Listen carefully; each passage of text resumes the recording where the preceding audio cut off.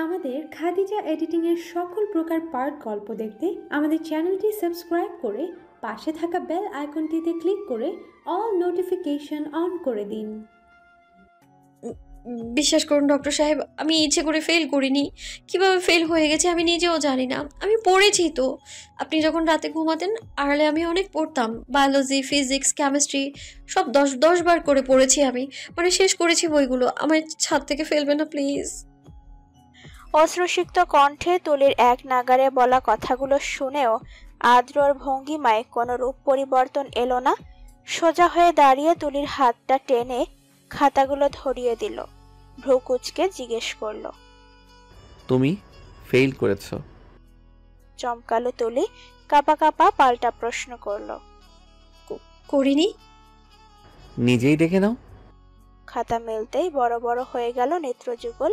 বায়োলজিতে 45 পেয়েছে, যা তুলি ঘুণাক্ষরেও কল্পনা করেনি। আগে তো 3বার ফেল করেছিল। বিয়ের পর আদ্রর ভয়ে দিন রাত কেঁদে কেঁদে পড়তে পড়তে নাস্তানাবুদ অবস্থা হয়েছিল মেয়েটার। খুশিতে এক লাফ দিয়ে হামলে পড়ল আদ্রর বুকে। তুলিকে জড়িয়ে ধরে আদ্র মুচকি হাসল। কিছু বলবে তার পূর্বেই মোবাইলের শব্দ, বৃষ্টির ঝমঝম শব্দকে হার মানিয়ে কানে আসলো আদ্র তুলি উভয়ের। পকেট থেকে ফোনটা বের করে রিসিভ করলো আদ্র। চোখের পলকে মুখটা আধারে ছেয়ে গেল। কথা জড়িয়ে এলো গলায়। কোনো রকমে প্রত্যুত্তরে জানালো, আমি আসছি। কলটা কেটে তুলিকে সরিয়ে দিল আদ্র। অজানা আশঙ্কায় প্রখর আর্তনাদ করে উঠল তুলির ভেতরটা। মনক্ষুণ্ণ হলো কিঞ্চিত। হন্তদন্ত হয়ে বেরিয়ে যাওয়া আদ্রর পেছনে পাগলের মতো ছুটে এলো। চিৎকার করে ডাকলো আদ্রকে। জবাব না পেয়ে দৌড়ে এসে আদ্রর পাশে বসে পড়ল গাড়িতে। ভয়ার্ত স্বরে জিজ্ঞেস করলো, কি হয়েছে আদ্র? ভিজে চুপচুপে হয়ে গেছে দুজন। আদ্রর চুল থেকে টপাটপ পানি ঝরে পড়ছে বৃষ্টির ফোঁটার ন্যায়। কিছু সেকেন্ডের ব্যবধানেই সারা মুখে নেমে এসেছে বিষাদের ছায়া। তুলি ফের উৎকণ্ঠিত হতে আদ্রর মুখ থেকে অস্ফুট স্বরে বেরিয়ে এলো, অন্তু। ঝড় বিদায় নিয়েছে। শুকিয়ে গেছে তুলির চোখের নোনা জল। বুকে কেবল বিরাজমান তীব্র আর্তনাদ। এই আর্তনাদ তুলির নিজের জন্য নয়। এই বুক ফাটা আর্তনাদ মাঠে বসে আত্মচিৎকার করা অন্তর জন্য। গলা ফাটিয়ে চিৎকার করে যাচ্ছে হারানোর বেদনায়। প্রকৃতির নীরবতা ভেঙে বিলিয়ে দিচ্ছে চাপা কষ্টগুলোকে। অহরহ অল্পতে চোখের জল ছড়ানো তুলির ডাগর আখিতে এক ফোঁটা অশ্রু নেই। চোখ দুটো শান্তভাবে অপলক দেখে যাচ্ছে অন্তুকে। ছেলেটা দুটা পা ভেঙে আনত মস্তকে বসে আছে। চোখ থেকে টুপটুপ করে গড়ানো অশ্রু ধরা দিচ্ছে তুলির দুনয়নে। লাল তরল চোখে বিঁধতেই পাশে উপস্থিত আদ্রর হাতটা খামচে ধরল তুলি। আটকে উঠা গলায় বলল, রক্ত ঝরছে আদ্র। অন্তু ভাইয়ের চোখের পাশ থেকে রক্ত ঝরছে, কপাল থেকেও। তুলিকে আর বলতে দিল না আদ্র। টেনে বুকে চেপে ধরল শরীরের সবটুকু শক্তি দিয়ে। তুলির ব্যথা হচ্ছে, তবে দেহে আদ্রের চাপে নয়, অন্তুর ঝরে পড়া রক্ত দেখে। এত বিরহ প্রণয়ে পায়েল কি এক ফোঁটাও ভালোবাসেনি অন্তুকে? বেসেছে তো। তুলি স্পষ্ট ভালোবাসা দেখেছে পায়েলের অক্ষিপটে। মুখ যদি মনের দর্পণ স্বরূপ হতো, তবে মুখে কিছু প্রকাশ করার প্রয়োজন পড়তো না, আর না মনে চাপা পড়ে থাকতো হাজার অব্যক্ত অনুভূতি। আদ্রর বুকে মুখ গুজিয়ে ফুপিয়ে উঠল তুলি। এত সময় অবধি এক বিন্দু জল গড়ায়নি চক্ষু কোটর হতে। পাথরের ন্যায় নির্জীব রূপ ধারণ করে রেখেছিল। আদ্রর বুকে যেতেই সমস্ত কষ্ট উগড়ে উঠল। মনটা নেতিয়ে পড়ল প্রকটভাবে। ফুপানো অস্পষ্ট স্বরে বলল, ডক্টর সাহেব কিছু করুন প্লিজ, কিছু করুন। আমি পারবো না এই কষ্ট সহ্য করতে। অন্তু ভাই মরে যাবে তো। দেখতে পাচ্ছেন আপনি কষ্ট পাচ্ছে কতটা। উনি কেমন করে কাছে। আপনার বন্ধুর জন্য আপনার বুকটা কাঁপছে না, ব্যথা করছে না? চোখের পাতায় ভেজা অনুভব করতেই তুলি তড়িৎ গতিতে মুখ তুলে চাইল আদ্রর পানে। সঙ্গে সঙ্গেই আকাশ চিরে ঝলক দেওয়া বিদ্যুতের আগুনের ন্যায় তুলির বুক চিরে বিষাক্ত যন্ত্রণা সর্বাঙ্গ দেহে বিস্তার লাভ করল। তা ডাক্তার সাহেবের চোখ থেকে গড়িয়ে পড়েছে এই জলটুকু। আদ্র কণ্ঠ নরম রেখে বলল, গাড়িতে গিয়ে বসো, আমি অন্তুকে নিয়ে আসছি। মলিন বিবর্ণ মুখে সম্মতি জানিয়ে তুলি মন্থর গতিতে হেঁটে এসে গাড়িতে বসল। চারিদিকে অন্ধকার থই থই করছে। বৃষ্টি না থাকলেও কালো মেঘের ছায়ায় ঢেকে পড়েছে নীলবর্ণী গগন। গাড়ির হেডলাইটের আলো ছড়িয়ে ছিটিয়ে আছে অনেকখানি জায়গা জুড়ে। সেই আলোতে তুলি নিমেষ চেয়ে আছে আদ্রর যাওয়ার পথে। মৃদু বাতাসে শিরশির করে উঠল তুলির দেহ। বৃষ্টি একা যায়নি, বরং সাময়িক সময়ের জন্য হলেও সঙ্গী করে নিয়ে গেছে আগুন ছড়ানো উত্তাপকে। ধরণীতে ঢেলে দিয়েছে শীতলতা। একটু জড়সড় হয়ে বসল তুলি। ব্যথিত নয়ন জড় স্থবির করল পাশাপাশি বসে নীরবতায় মুহূর্ত কাটানোর দুই বন্ধুর দিক। দৈবক্রমে যদি বেড়ে যায় অন্তরস্থ পীড়ন, তবে তা সহ্য করতে নেই। সহনশীলতার পরিচয় দিয়ে নিজের প্রাণ ত্যাগ করা বোকামি। অন্তু এক পলক তাকালো আদ্রের মুখের দিকে, আনত স্বরে বলল, একটু পানি খাওনি আদ্র? জবাবে হ্যাঁ বা না কোনরূপ প্রতিউত্তর করল না আদ্র। উঠে গেল পাশ থেকে। বড় বড় পা ফেলে তুলির কাছে এসে ঝুঁকল। অত্যন্ত শান্ত স্বরে জিজ্ঞেস করলো, ঠান্ডা লাগছে তুলা? হুম। গাড়িতে পানির বোতল আছে, দাও তো। নিঃশব্দে পানির বোতলটা আদ্রর হাতে তুলে দিল তুলি। মুহূর্তেই সূক্ষ্ম কম্পন অনুভূত হলো হৃৎপিণ্ডে। হাতটা মুঠোয় আঁকড়ে শুষ্ক অধর যুগল পুনরায় বুলালো আদ্র।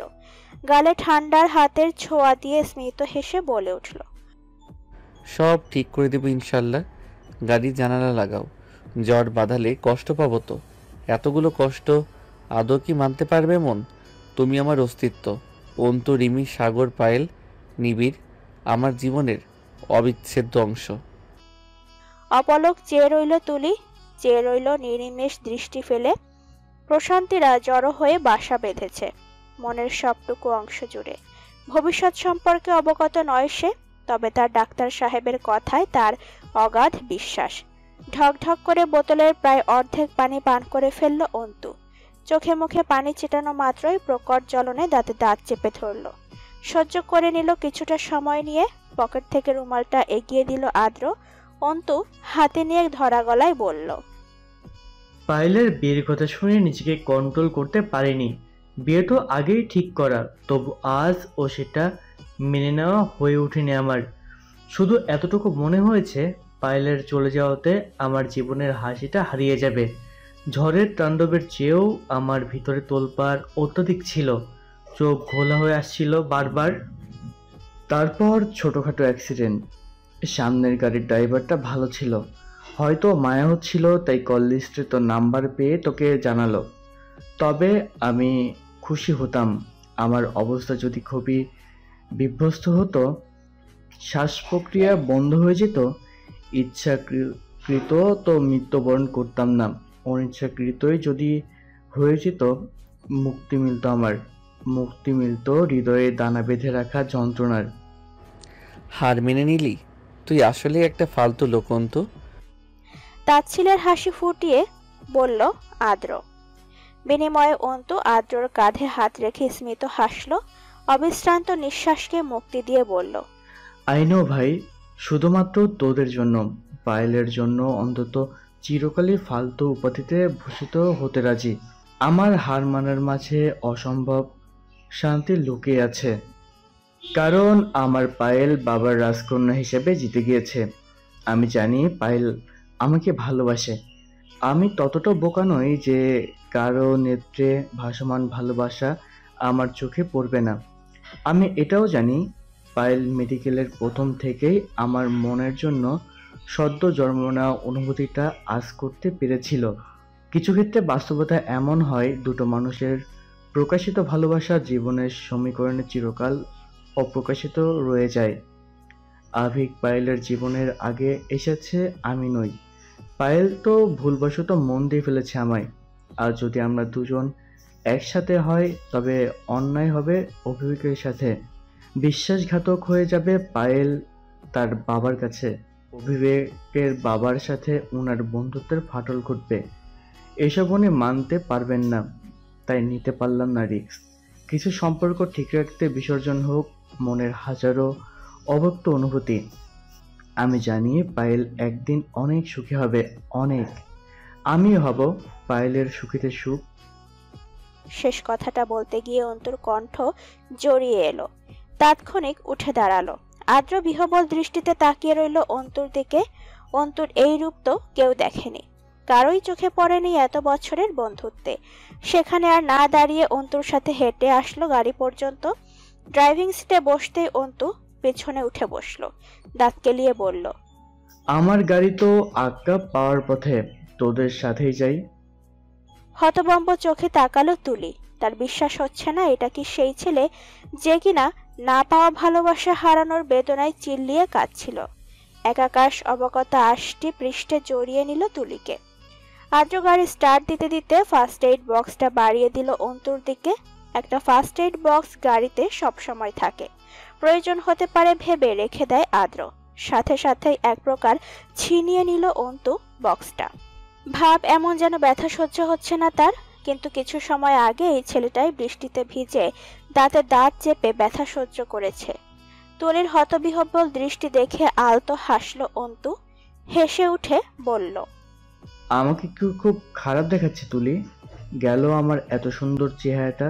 শীঘ্রই ঠিক করতে হবে, নয়তো পায়েলের বিয়েতে সুন্দর সুন্দর রমণীর পটানো হবে না। আমার জীবনটাই আমার বৃথা। তুলি কি হলো সে নিজেও জানে না। অন্তুর দিকে তাকিয়ে ছোট্ট করে বলল, আপনি খুব স্ট্রং ভাইয়া। তবুও তোমার জামাইয়ের চোখে আমি ইডিয়েট, ফালতু। অন্তর হাসি মুখের কথা শুনে তুলির ঠোঁটে ক্ষীণ হাসি ফুটে উঠল। পুরোপুরি পেছনের দিকে ঘুরে ব্যান্ডেজ লাগাতে খানিকটা সাহায্য করলো অন্তুকে। হলুদে কালো শাড়িকে পরে তুলির মুখে লেপ্টে আছে দুঃখ দুঃখ ভাব। একে তো পায়েলের বিয়ে নিয়ে মনে সৃষ্ট হয়েছে দুঃখের সাগর, তার উপর কালো শাড়ি পরার আবদার করে আদ্র দুঃখের সাগরে দুফোঁটা দুঃখ ঢেলে দিল। এমনিতেই গায়ের রং শ্যামলা, কালো রং শাড়ি পরলে মনে হবে গায়ে হলুদে ভূতের আগমন ঘটেছে। এটাই তুলির বর্তমান ধারণা। আয়নায় নিজের প্রতিবিম্ব দেখে বিস্ময়ে হতবাক তুলি। এতক্ষণের মন খারাপের রেশ হুট করেই উবে গেল। আয়নায় নিজের প্রতিবিম্বের উপর হাত রেখে মিনমিন করে বলল, কালো জামদানিতে শ্যামলা মেয়েদের এত অমায়িক লাগে, এতকাল কেন চোখে পড়েনি আমার? আমি তো কখনো কালো শাড়ি পরিনি, তবে কি আমার ডক্টর সাহেবের কল্পনায় এতটা সুন্দর আমি? আনন্দপূর্ণ হাসি ফুটে উঠল তুলির চোখে মুখে। চুলগুলো খোপা করে বকুল ফুলের মালাটা পেঁচিয়ে নিল। দুহাত ভর্তি কাচের চুড়ি তুলির হাত নাড়বার তালে তালে রিনঝিন আওয়াজ তুলছে পুরো উদ্যমে। আমরিন হন্তদন্ত হয়ে ছুটে এলো।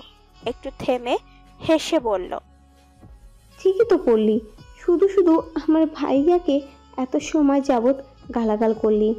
এক্ষুনি নিচে যাব, এক্ষুনি গিয়ে ভাইয়াকে বলবো। আমরিনের কথায় আতকে উঠল তুলি। তড়িঘড়ি করে বলল, আমি কিন্তু তোর বেস্ট ফ্রেন্ড ভাবি, খালাতো বোন। পারবি এই তিনটা সম্পর্কের সাথে বেইমানি করতে? এত বেইমান তুই আমরিন, ভাবতেই ভীষণ কান্না পাচ্ছে আমার, মাথাটা ঝিমঝিম করছে। হয়েছে, আমার দমানোর জন্য আর নাটকের প্রয়োজনীয়তা নেই ভাবি সাহেবা।